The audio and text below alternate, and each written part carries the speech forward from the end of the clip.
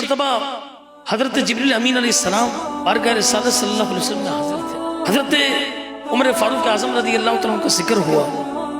پیارے آقا مکی مدنی مصطفیٰ صلی اللہ علیہ وسلم نے فرمایا کہ اے جبریل، عمر کے فضائل اور اللہ پاک کے ہاں ان کا مقام اور مرتبہ یہ کیا ہے، اب بیان کیجئے.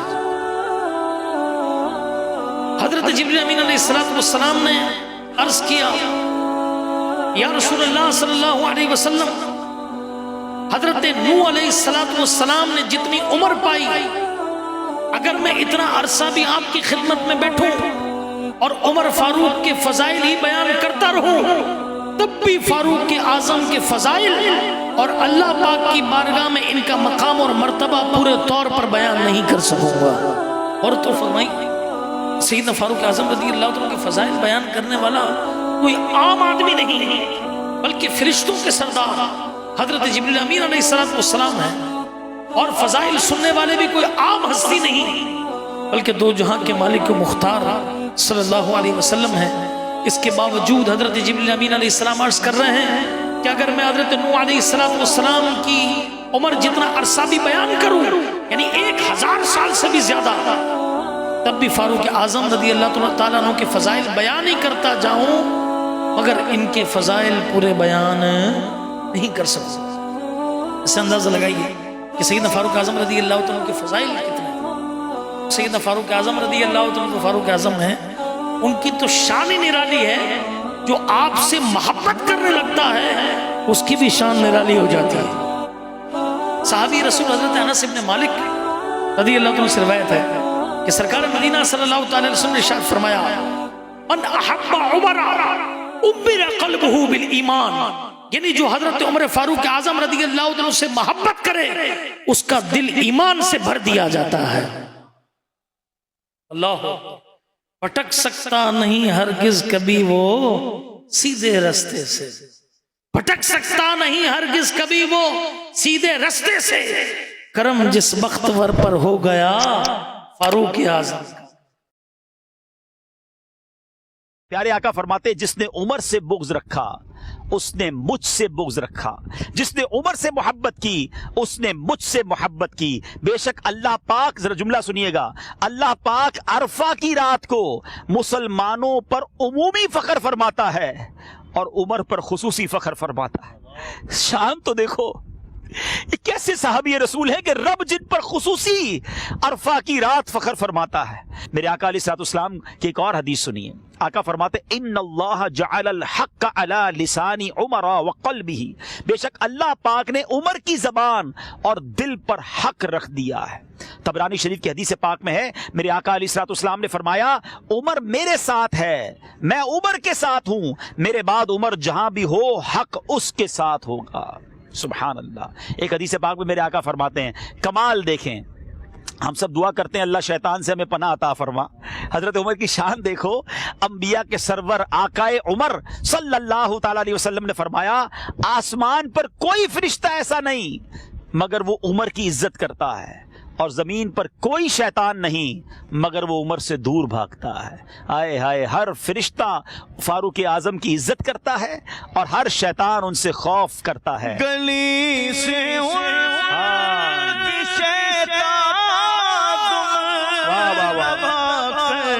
بھاگ جاتا ہے ایسا رعب ایسا دب دبا فاروق اعظم. حضرت سیدنا عمر فاروق اعظم رضی اللہ تعالی عنہ ارشاد فرماتے ہیں عشرۃ لا تصلح بغیر عشرہ، 10 چیزیں 10 چیزوں کے بغیر درست نہیں ہو سکتی. لا یصلح العقل بغیر ورع، پہلی بات فرمایا تقوی کے بغیر عقل درست نہیں ہو سکتی. دوسری بات ولا الفضل بغیر علم، علم کے بغیر فضیلت درست نہیں ہو سکتی. تیسری بات ولا الفوز بغیر خشیۃ، خوف خدا کے بغیر کامیابی درست نہیں ہو سکتی. چوتھی بات ولا السلطان بغیر عدل، انصاف کے بغیر بادشاہت درست نہیں ہو سکتی. پانچویں بات ولل حسب بغیر ادب، ادب کے بغیر حسب نسب درست نہیں ہو سکتا۔ چھٹی بات، ولل سرور بغیر امن، امن کے بغیر خوشی درست نہیں ہو سکتی۔ ساتویں بات، ولل غنا بغیر جود، مالداری بغیر سخاوت کے درست نہیں ہو سکتی۔ ولل فقر بغیر قناعت، آٹھویں بات، قناعت کے بغیر فقر درست نہیں ہو سکتا۔ نویں بات، ولل رفعت بغیر تواضع، عاجزی کے بغیر بلندی درست نہیں ہو سکتی۔ دسویں بات، ولل جہاد بغیر توفیق، توفیق کے بغیر جہاد درست نہیں ہو سکتا۔ یہ 10 باتیں ہیں، اگر ان پر عمل کیا جائے، غور کیا جائے تو یقیناً ہماری زندگی سنور سکتی ہے، کامیابی بھی مل سکتی ہے، اللہ رسول کی رضا حاصل کرنے میں بھی ہم کامیاب ہو سکتے ہیں۔ یکم محرم الحرام یہ حضرت عمر رضی اللہ تعالی عنہ کی شہادت کا دن بھی ہے، تو اس حوالے سے ان کی شان، ان کی شہادت کا واقعہ جو یکم محرم الحرام کو شہید کیے گئے، اس حوالے سے میں چاہوں گا کچھ بیان فرما دیں۔ حضرت عمر رضی اللہ تعالی عنہ اسلام کے دوسرے خلیفہ ہیں۔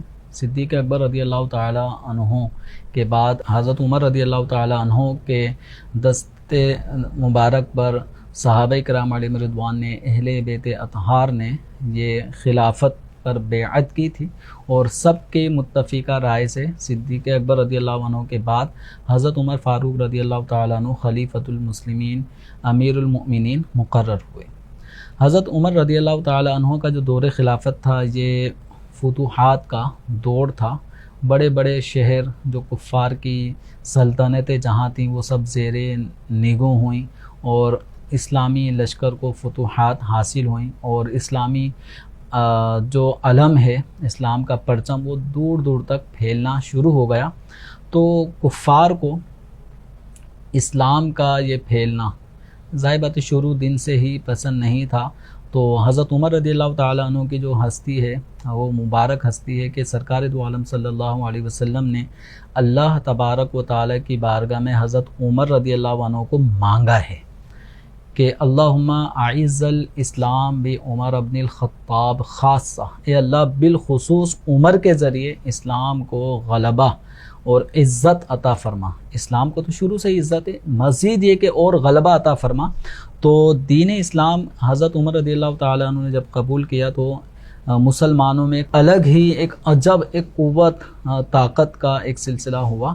تو حضرت عمر رضی اللہ تعالیٰ عنہ کے اسلام لانے کے بعد یہ مسلمان کھل کر اپنے اسلام کو بھی ظاہر کرنے لگے، اور آزمائش کا بھی سلسلہ بہرحال رہا۔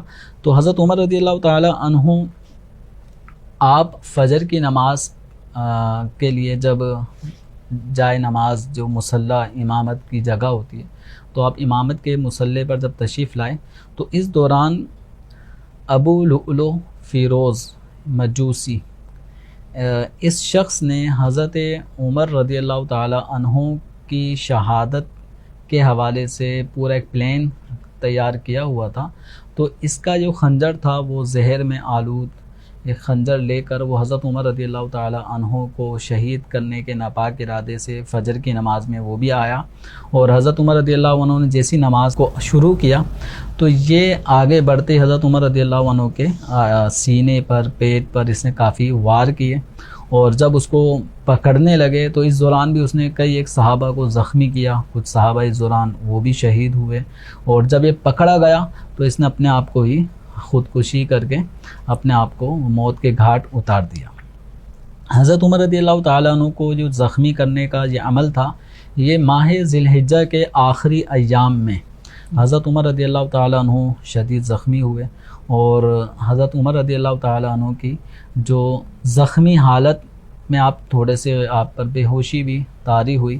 جب آپ ہوش میں آئے تو آپ کا پہلا سوال یہ تھا کہ کیا نماز کا وقت باقی ہے؟ تو بتایا گیا کہ جی ہاں نماز کا وقت باقی ہے۔ اب اس وقت جو نماز پڑھنے کی پوزیشن تھی تو حضرت عمر رضی اللہ تعالی عنہ نے نماز فجر ادا کی اور فرمایا کہ نماز کے بغیر آدمی کس کام کا ہے۔ پھر آپ کے زخم اس قدر گہرے تھے کہ حضرت عمر رضی اللہ عنہ کو کوئی لیکوڈ شے یعنی جیسے دودھ وغیرہ اس طرح کی کوئی چیز آپ کو پلائی جاتی تو وہ زخموں سے یعنی پیٹ کے ذریعے سے باہر بھی نکل جایا کرتی تھی. تو آپ کا زخم اس قدر بہت زیادہ گہرا تھا، اور اسی زخموں سے آگے چلتے چلتے پھر یکم محرم الحرام حضرت عمر رضی اللہ تعالیٰ عنہ کا وصال ہوا. تو چونکہ جس زخم کی وجہ سے آپ کا وصال ہوا ہے تو وہ ایک غیر مسلم کی طرف سے آپ پر وار ہوا تھا، قاتلانہ حملہ تھا، تو یہ شہادت کا ایک سبب بنا. اور ان کی شہادت کی نبی پاک صلی اللہ علیہ وآلہ وسلم نے پہلے ہی پیشن گوئی ارشاد فرما دی تھی، جب احد پہاڑ پر نبی کریم رؤوف الرحیم صلی اللہ علیہ وسلم حضرت ابو بکر صدیق، حضرت عمر، حضرت عثمان غنی رضی اللہ تعالی عنہم اجمعین کے ساتھ جب جبل احد پر تشریف لے گئے تو جبل احد میں ایک لرزہ طاری ہوا، زلزلہ آیا، جس کو ہم عشق کی زبان میں یہ کہیں گے کہ اتنی مقدس ہستیوں کو اپنے دامن میں دیکھ کر وہ جبل احد خوشی سے پھولے نہیں سما رہا تھا، ہلنے لگا، وزن میں آ گیا. تو آپ صلی اللہ علیہ وسلم نے فرمایا اثبت احد، اے احد ٹھہر جا، تجھ پر ایک نبی ہیں، تجھ پر ایک صدیق ہیں اور 2 شہید ہیں. تو نبی کریم صلی اللہ علیہ وسلم اور صدیق اکبر رضی اللہ عنہ کے بعد جو فرمائے 2 شہید ہیں، تو وہ شہید کون ہیں؟ وہ حضرت عمر رضی اللہ تعالیٰ عنہ اور حضرت عثمان غنی رضی اللہ تعالیٰ عنہ، ان دونوں کی گویا اس حدیث مبارکہ میں شہادت کی پیشن گوئی دی گئی. تو حضرت عمر رضی اللہ تعالیٰ عنہ کے ذریعے سے دین اسلام کو بہت غلبہ نصیب ہوا، اور آپ کے دور خلافت میں اسلام دور دور تک پھیل چکا تھا. کہا جاتا ہے کہ مزید اگر آپ کچھ عرصے اور حیات رہتے تو اسلام پوری روئے زمین پر ہر بستی اور شہر میں اسلام کا پیغام پہنچ جاتا. حضرت عمر کے بارے میں آتا ہے کہ جب آپ کو غسل دیا جا رہا تھا، ایک روایت کے مطابق آپ کے جسم پر کوڑوں کے نشان. لوگوں نے کہا یہ کوڑوں کے نشان کیسے ہیں؟ تو فرمایا عمر فاروق رات کو سونے سے پہلے اپنے آپ کو سزا دیتے تھے اور پوچھتے تھے بتا یہ عمل کیوں کیا. یہ آپ کا حال تھا. اتنے بڑے صحابی ہو کر بھی اللہ کے خوف سے لرزتے تھے، آنسو بہاتے تھے. آپ کے بارے میں آتا اتنا روتے تھے کہ آپ کے چہروں پر سیاہ لکیریں پڑ گئی تھی خوف خدا میں. اتنی نیکیاں ہیں اور رات روتے گزر رہی ہے. ہمارے گناہ کم نہیں ہوتے مگر پھر بھی رونا نہیں آتا، پھر بھی خدا کا خوف نہیں ہے، پھر بھی مرنے کا ڈر نہیں ہے. اے میرے پیارے اسلامی بھائیوں، یہ صحابہ کرام کی زندگی ہمیں سکھا رہی ہے کہ جنہوں نے بڑے مرتبے ہو کر بھی عاجزی کے ساتھ زندگی گزاری، بڑے مرتبے ہو کر بھی خوف خدا میں زندگی گزاری. اللہ تعالیٰ کو متکبر پسند نہیں ہے. عاجزی ان کے ساری اختیار کرو. جتنے بھی صحابہ کو آپ پڑھیں گے نا، جتنے بھی ولیوں کو پڑھیں گے، زمانے میں ان کا نام ہوگا مگر وہ عاجزی اور ان کے ساری والے ہوں گے. ادھر 5 وقت کوئی نماز پڑھ لے، ایک آدھا حج کر لے، اس کو لگتا ہے جنت کا ٹکٹ مل گیا مجھے. نہیں جناب، یہ تہجد گزار تھے، یہ ساری رات تلاوت کرنے والے تھے، اور نبی پاک نے جنت کی بشارت دی. جن کا ذکر پچھلی کتابوں میں، قرآن میں جن کے فضائل، وہ پھر بھی روتے تھے، پھر بھی معافی مانگتے تھے اللہ سے. اور ہم ہیں کہ گناہوں کے انبار ہیں پھر بھی شرمندہ نہیں ہوتے. اللہ حضرت عمر کے صدقے ہمیں صحیح معنوں میں اپنا خوف نصیب فرمائے. نبی کا وعدہ وفا کیا ہے، نبی کے دین کو بچا لیا ہے. نبی کا وعدہ وفا کیا ہے، نبی کے دین کو بچا لیا ہے. لٹا کے اکبر، لٹا کے اصغر، لٹا کے اکبر، لٹا کے اصغر. حسین جیسا کوئی نہیں ہے، حسین جیسا کوئی نہیں ہے، حسین جیسا کوئی نہیں ہے. سیدنا عمر فاروق رضی اللہ تعالیٰ عنہ کی سیرت کے اندر اولیات کے نام سے ایک پورا چیپٹر ہے کہ آپ نے کون کون سے کام وہ ہیں کہ جو پہلے کبھی نہیں ہوئے تھے اور آپ نے شروع کیے. واہ. اور اس کی ایک لسٹ ہے. چوکیاں آپ نے بنائی، تیز رفتار جو ڈاک کا سسٹم تھا وہ آپ نے شروع کیا، فوجیوں کے لیے چھاونیاں آپ نے بنائی، ان کی تنخواہیں آپ نے مقرر کی. اچھا، اسی طرح جو بوڑھے لوگ تھے ان کے وظائف آپ نے مقرر کیے جو ویلفیئر اسٹیٹ کے اندر ہوتے ہیں. اسی طرح جو معذور تھے ان کو گھر بیٹھے وظیفے دینے کا سلسلہ آپ نے شروع کیا. ایون کہ جو غیر مسلم تھے اور بوڑھے تھے اور کما نہیں سکتے تھے ان کو بھی وظیفہ دینے کا کام آپ نے شروع کیا. جو یتیم بچے تھے ان کو اسٹیٹ کی طرف سے وظیفہ دینے کا کام آپ نے شروع کیا. سبحان اللہ. بیت المال باقاعدہ بنا کے اس کی حفاظت کا انتظام آپ نے کیا. تو یہ ایک اولیات کی پوری فہرست ہے. اچھا اس کے بعد حضرت عمر بن عبدالعزیز رضی اللہ تعالیٰ عنہ نے حدیثیں جمع کی. اس سے پہلے حدیثوں کے مجموعے ایک ایک صحابی نے تو اپنے اپنے طور پہ جمع کیے تھے، لیکن یہ کہ بھائی ذخیرہ احادیث کو جمع کیا جائے یہ حضرت عمر بن عبدالعزیز رضی اللہ تعالیٰ نے کیا. تو اس کے بعد حدیث کے مجموعے تیار ہونا شروع ہوئے. امام اعظم رضی اللہ تعالیٰ عنہ نے باقاعدہ فقہ اسلامی کو مدون کرنے کا کام شروع کیا. اور آپ پہلے ہیں. اس سے پہلے انفرادی کام تھے، لیکن ایک اجتماعی اجتہاد، ایک پوری جماعت کے ساتھ بیٹھ کے مسائل پہ غور و خوض، پھر اسے لکھ لینا اور اس کے پیچھے باقاعدہ اصول و ضوابط کا ہونا، یہ امام اعظم نے شروع کیا. کیا بات ہے. اسی لیے اول من دون الفقہ ابو حنیفہ.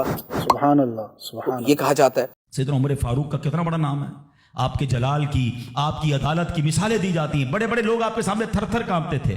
حضرت عمر کا حال یہ تھا، آپ کا گھر میں انداز کیا تھا کہ ایک شخص آیا کہ میں حضرت عمر کے پاس جاؤں اور بتاؤں میری بیوی جو ہے مجھ سے اس طرح بات کرتی ہے، اور میرا وہ انداز نہیں ہوتا جو شوہر کے سامنے ہونا چاہیے. ہوتا ہے گھروں میں ہو جاتا ہے. تو حضرت عمر کے دروازے پر پہنچا نا، تو اندر سے اسے سیدنا عمر فاروق رضی اللہ تعالیٰ عنہ کی زوجہ کی ناراضگی کی عالم میں گفتگو کرتے ہوئے سنا. وہ حضرت عمر سے بات کر رہی تھی. تو وہ شوہر سوچنے لگا کہ میں تو اپنی بیوی کی شکایت لے کر آیا تھا، حضرت کے تو گھر کا بھی معاملہ ہی ایسا ہی ہے. تو وہ کہتے میں واپس ہونے لگا. حضرت عمر نے بلا لیا، کہا کیوں آئے تھے؟ تو کہا کہ میں تو حضرت اپنی بیوی کی شکایت کرنے آیا تھا، مگر میں آپ کے دروازے پر آیا، آپ کے گھر کا ماحول دیکھا تو میں سمجھ گیا ہم دونوں ایک ہی معاملے میں ہی ہیں، آپ کا بھی ویسا ہی حال ہے. اب حضرت عمر نے جو ان کی تربیت فرمائی نا، آپ نے فرمایا میری بیوی کے مجھ پر چند رائٹس ہیں، چند حقوق ہیں، مجھے اس سے چند فائدے حاصل ہوتے ہیں جس کی بنا پر میں اس سے درگزر کرتا ہوں. پہلا یہ کہ یہ میرے لیے جہنم کی آڑ ہے، میرا دل اس کی وجہ سے حرام کاموں سے بچا رہتا ہے. نمبر دو، جب میں گھر سے نکل جاتا ہوں یہ میری خزانچی بن جاتی ہے، یعنی میرے مال کی نگہبان بن جاتی ہے، میری دھوبن بن جاتی ہے، میرے کپڑے دھوتی ہے، میرے بچے کی پرورش کرتی ہے، میرے لیے روٹیاں اور کھانے پکاتی ہے. تو وہ شخص کہتا ہے یہ سارے فائدے تو مجھے بھی اپنی بیوی سے حاصل ہیں، تو میں تو کبھی درگزر سے کام نہیں لیتا. وہ مجھے کہتی، میں اسے لڑنا شروع کر دیتا ہوں. کہتا آج آپ کی بات سے نصیحت مل گئی، اب میں اپنی بیوی کی چھوٹی ماٹی باتوں کو میں بھی درگزر کر دوں گا. کتنی پیاری بات بتائی. ہم وہ ساری باتیں بھول جاتے ہیں، ایک غلطی پر پکڑ لیتے ہیں، ایک غلطی پر ڈانٹتے ہیں. ہر غلطی پر جناب ایسا نہیں ہوتا، ہر غلطی کی سزا سزائے موت نہیں ہوتی ہے. ہم غلطیاں نہیں کرتے. اگر جس طرح ہم اپنی بیوی کو اور غلطی پر ڈانٹتے وہ ڈانٹنا شروع کر دے پھر کیا حال ہوگا. تو ایسا نہ کرے. وہ بھی دل رکھتی ہے. ہم نے کسی انسان سے شادی کی ہے، کمپیوٹر سے نہیں کی، ٹھیک ہے نا. تو کمپیوٹر بھی آج کل وائرس آ جاتا ہے، تو وہ تو انسان ہے، غلطی ہو گئی، کوئی بات نہیں.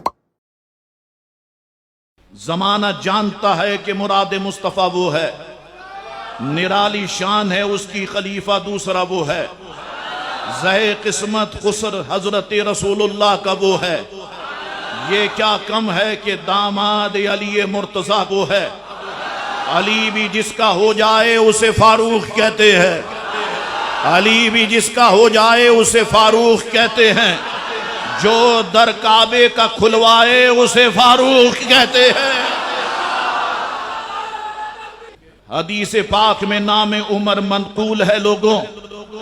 عمر باغ رسالت کا حسین ایک پھول ہے لوگوں. عمر سارے زمانے میں بہت مقبول ہے لوگوں. عمر کا نام دشمن کے لیے ترشول ہے لوگوں. منافق جس سے گھبرائے اسے فاروق کہتے ہیں، منافق جس سے گھبرائے اسے فاروق کہتے ہیں، جو در کعبے کا کھلوائے اسے فاروق کہتے ہیں. جدھر سے دیکھیے فاروق ایک دفعہ گزر جائے، نئی شیطان کی ہمت بھولے سے ادھر جائے. عمر تو نام ہے ایسا منافق سن کے ڈر جائے، عمر تو نام ہے ایسا منافق سن کے ڈر جائے. عمر کی منقبت پڑھ تو ہر جائی جل کے مر جائے. وہ جس کا روب چھا جائے اسے فاروق کہتے ہیں، وہ جس کا روب چھا جائے اسے فاروق کہتے ہیں، جو در کعبے کا کھلوائے اسے فاروق کہتے ہیں. ستاروں کے برابر نیکیاں جس کی بتاتے ہیں، ستاروں کے برابر نیکیاں جس کی بتاتے ہیں، جسے صدیق اکبر جانشین اپنا بتاتے ہیں، جسے فاروق کہہ کر پیار سے آقا بلاتے ہیں، جسے دنیا میں جنت کی بشارت بھی سناتے ہیں، नसीबा ऐसा जो पाए उसे फारूक कहते हैं, नसीबा ऐसा जो पाए उसे फारूक कहते हैं, जो दर काबे का खुलवाए उसे फारूक कहते हैं। उमर फारूक का रुतबा साहबा में निराला है, उमर फारूक का रुतबा साहबा में निराला है। उमर के अदल का गैरों में भी मिलता हवाला है। उमर की जुर्रत पहम के आगे खम हिमाला है। उमर के नाम का अजहर जहां में बोलबाला है। जो जारी नील कर जाए उसे फारूक कहते हैं, जो दर काबे का खुलवाए उसे फारूक कहते हैं। नए साल का आगाज कैसे होना चाहिए, और इस्लामी ये हमारा एक इवेंट ही कह लें इसको, तो इसके आगाज में कुछ ऐसे अज़्म करने चाहिए, कुछ अच्छी नीयतें, इरादे, क्या कहते हैं आप?